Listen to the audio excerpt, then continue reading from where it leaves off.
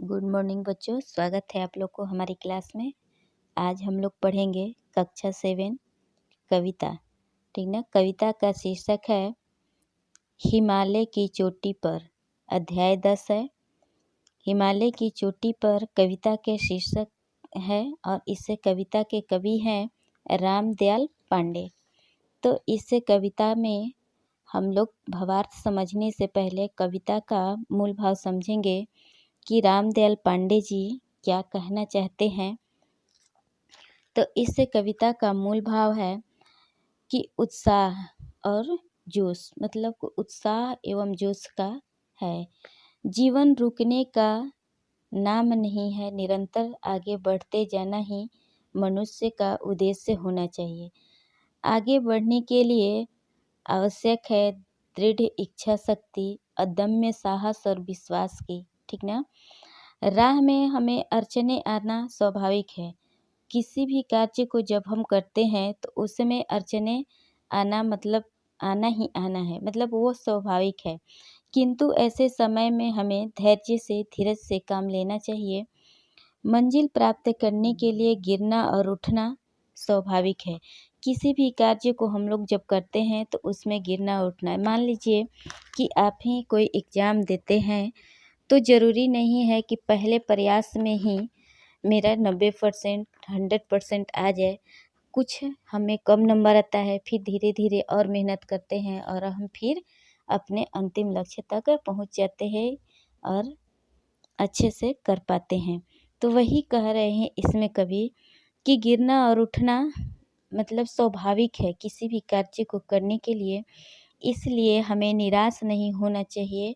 कितनी भी बड़ी कठिनाई आए उसको हमें छोटा समझकर अपने जीवन में निरंतर आगे बढ़ना चाहिए। अब हम आते हैं कविता के भावार्थ पे और कविता का भावार्थ समझते हैं कि इस कविता में कवि रामदयाल पांडे क्या कहना चाहते हैं। देखिए दिया हुआ है, चढ़े हिमालय की चोटी पर फिर भी ऊपर चढ़ना है, हमें हिमालय के शिखरों पर नया हिमालय गढ़ना है। इसमें कवि बताना चाहते हैं कि हम हिमालय की चोटी पर चढ़ गए, यानी कि हम अपने कुछ लक्ष्य तक पहुंच गए, लेकिन उसमें भी हमें और आगे बढ़ना चाहिए और आगे बढ़ने की कोशिश करना चाहिए। हिमालय के शिखर पर तो पहुंच गए, लेकिन उसमें एक और नया शिखर, मतलब किसी भी कार्य को करने के लिए ये नहीं कि पर्वत ही नहीं, मतलब जैसे आप लोग पढ़ते हैं तो क्लास 1 पढ़ लिए, क्लास 2 पढ़ लिए। जैसे मान लीजिए क्लास 7 का कविता है, क्लास 7 ख़त्म हो गया, पढ़ लिए, तो इसका मतलब ये नहीं कि अब आपका पढ़ाई ख़त्म हो गया। पढ़ लिए 7 तो हम लोग 8 पढ़ते हैं, 9 10, मतलब कि बच्चे आगे की ओर हमेशा बढ़ते जाते हैं। तो इसी तरह से किसी भी कार्य को निरंतर आगे बढ़ते रहना चाहिए, कार्य में आगे बढ़ते रहना चाहिए। आगे देखिए, ऊंचा है हौसला हमारा विंध्याचल हिमवानों से, ऊंची है कल्पना हमारी अंदर के अभिमानों से, ऊंचा है बलिदान हमारा जीवन के अरमानों से, हिम्मत की छाती ऊंची है पर्वत की चट्टानों से। इस पंक्ति में कवि रामदयाल जी पांडे कहना चाहते हैं कि ऊंचा है हौसला, हौसला यानी कि हिम्मत। हमारे जो हिम्मत है इतनी ऊंची है कि विंध्याचल पर्वत की जो मतलब हिमवान है उनसे भी, यह मध्य प्रदेश में स्थित विंध्याचल पर्वत, तो उनकी जो हिमवान है उससे भी हमारी जो हौसला है, हिम्मत है, ऊंची है। ऊंची है कल्पना हमारी, कह रहे कि अंदर के अभिमानों से, जो हमारे अंदर अभिमान है, क्रूर है, उनसे भी हमारी जो कल्पना है, सोच है, वो जो सपने हैं वो ऊंची है। ऊंचा है बलिदान हमारा, इसमें कह रहे हैं कवि कि हमारा जो बलिदान है वो ऊंचा है, यानी कि मानव कह रहे हैं कि इस देश को आज़ाद कराने के लिए अनेक वीरों ने अपने प्राण की आहुति दी है, जिसके सामने क्या है, हमारा जीवन जो है उसके अरमान क्या है, छोटे हो जाते हैं। मतलब कि जिसके सामने हमारे जीवन के अरमान छोटे हो जाते हैं। जितने वीर सैनिक अपने प्राणों की आहुति दिए हैं उनके सामने। तो कह रहे कि हिम्मत की छाती ऊंची है पर्वत की चट्टानों से, यानी कि हिम्मत, जो इनकी हिम्मत है वो क्या है, पर्वत की चट्टानों से भी मतलब कि बलवान है।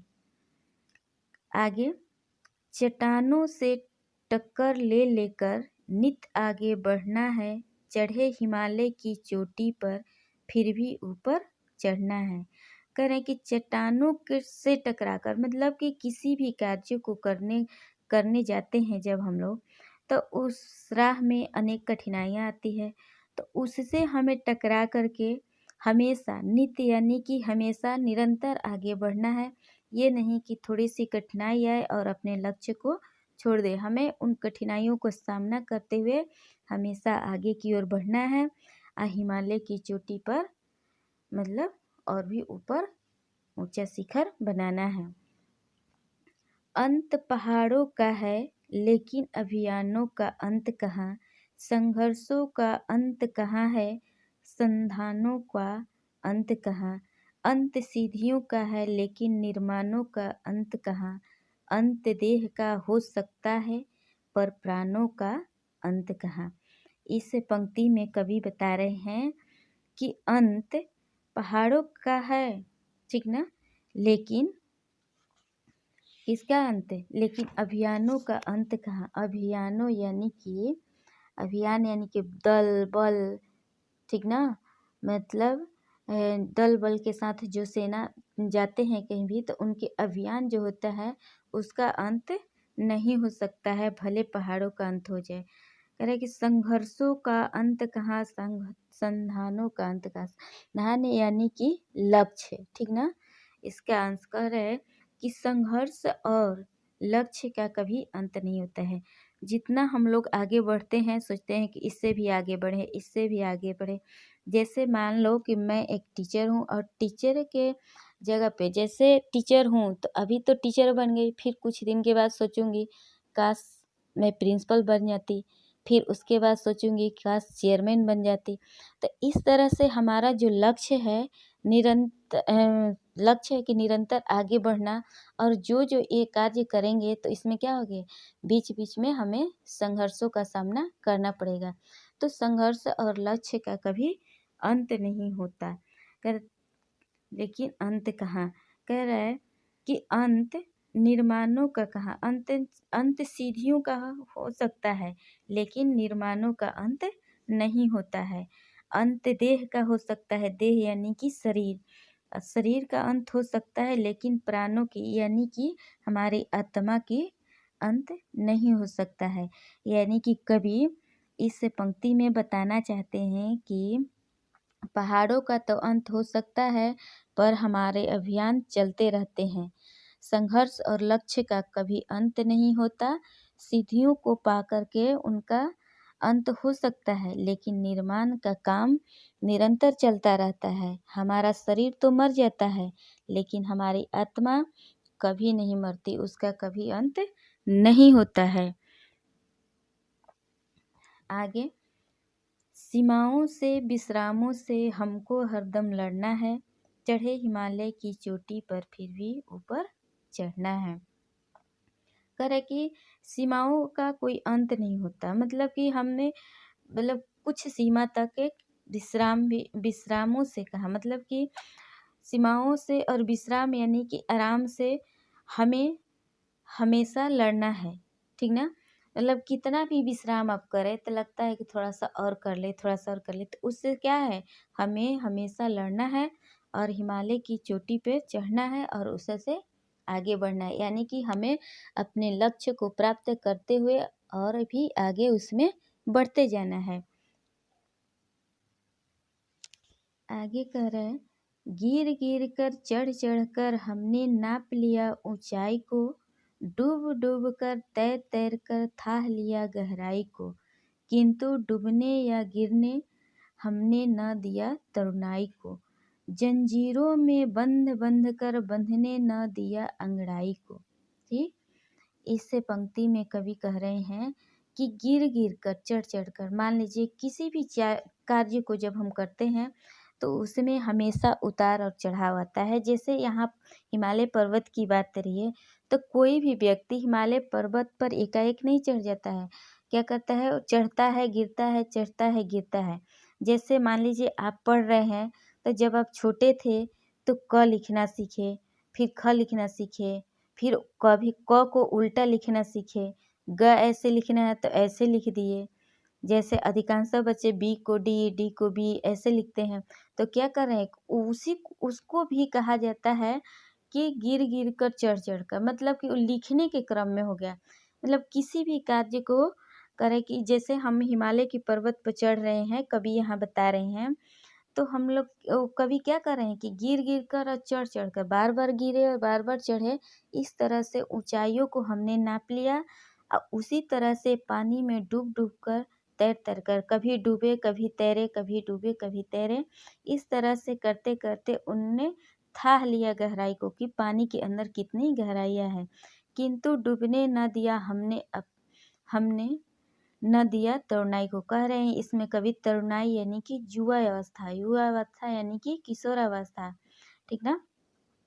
जैसे कि 8th क्लास के बाद 8th क्लास से ही बच्चे किशोरावस्था में चले जाते हैं। तो यहाँ पे कह रहे हैं कभी कि हमने अपनी युवावस्था को, किशोरावस्था को डूबने न दिया, जंजीरों में बंध बंध कर बंधने न दिया अंगड़ाई को।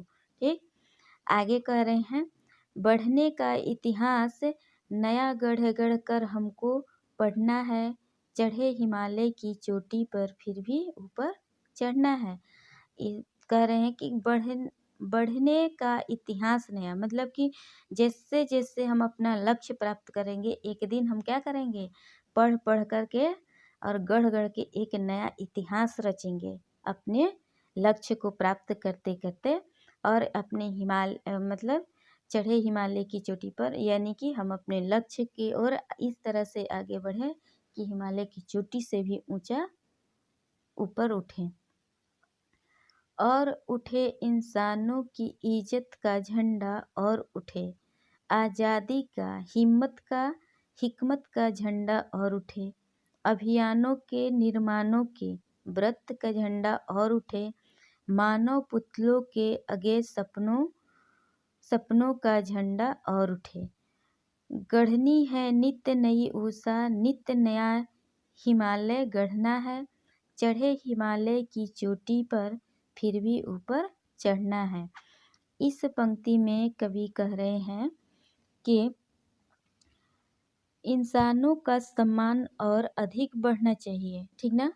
और उठे, मतलब कवि कह रहे हैं कि इससे भी इंसान जो है, मनुष्य जाति, उसका इज्जत और ऊपर उठना चाहिए। इज्जत यानी कि सम्मान, और ऊपर बढ़ना चाहिए। अभी भी इस बात की आवश्यकता है, मतलब कह रहे हैं कि अभी भी इस बात की आवश्यकता है कि इंसान जो है और आगे बढ़े। आज़ादी, साहस तथा चतुराई भरी चालों का झंडा अभी और ऊपर तक जाए। मतलब कि कवि कह रहे हैं कि हमारी जो आज़ादी का झंडा है, साहस का और चतुराई का झंडा है, ये सभी की चालें भरी क्या है, और आगे की ओर बढ़े। अभी हमें कई अभियानों पर जाना है, ठीक ना। कवि कह रहे हैं कि हमें अभी कितने अभियानों को सामना करना है, कितने अभियानों पर जाना है, कई प्रकार के निर्माण करने हैं तथा कई व्रतों का पालन भी करना है। अभी मनुष्यों के सपनों को साकार करना है। करे कि अभी हमें मनुष्य के सारे सपने अभी साकार करना है। गढ़नी है नई, मतलब कि गढ़नी है, मतलब कि को नित्य यानी कि हमेशा, और उषा यानी कि सवेरा। हर सुबह एक नया अभियान हमें गढ़ना है।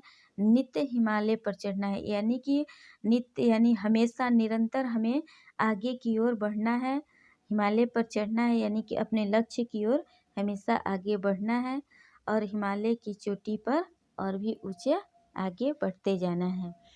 तो इस कविता का भावार्थ हमने समझा दिया।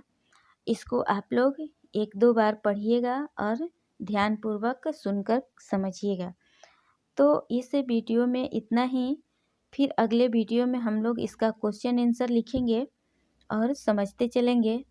तो आज के लिए इतना ही। धन्यवाद।